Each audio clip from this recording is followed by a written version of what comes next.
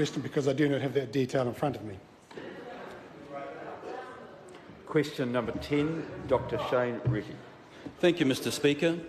To the Minister of Health, does he stand by all his statements and actions around the National Oracle solution and the Audit New Zealand report on Deloitte's appointment as reviewers?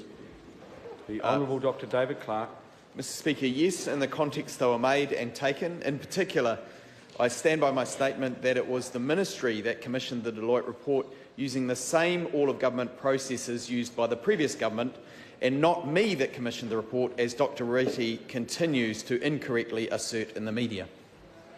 Mr Speaker, will he then take any responsibility for the Audit New Zealand report showing that Deloitte's conflict of interest was not fully considered, poorly managed, and that there was significant failure in the engagement process? Mr Speaker, the Ministry of Health contracted or invited Audit New Zealand to review their processes, and they have received a number of recommendations, and I'm pleased to see that they are implementing them. Supplementary.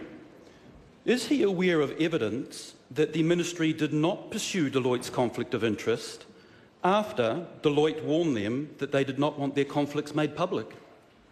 Mr Speaker, I have seen evidence in the Audit New Zealand report that the conflicts of interest, perceived, real or otherwise, were declared in accordance with the all-of-government processes set in place by the previous government, and also commentary from Audit New Zealand that they could have been more thoroughly examined consequently, and that they recommend putting processes in place that make the contracting process in future better than the one that was operating under the previous government. Responsibility. Supplementary.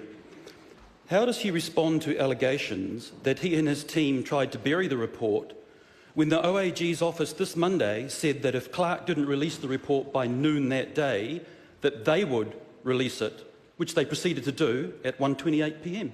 Mr Speaker, far from burying any reports on the previous national government's failures in respect of the National Oracle solution, I in fact issued a press statement welcoming the release.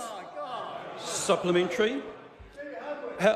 How will he explain to taxpayers the spending of $150,000 on a report which, through his incompetence, is no longer credible? Order. No.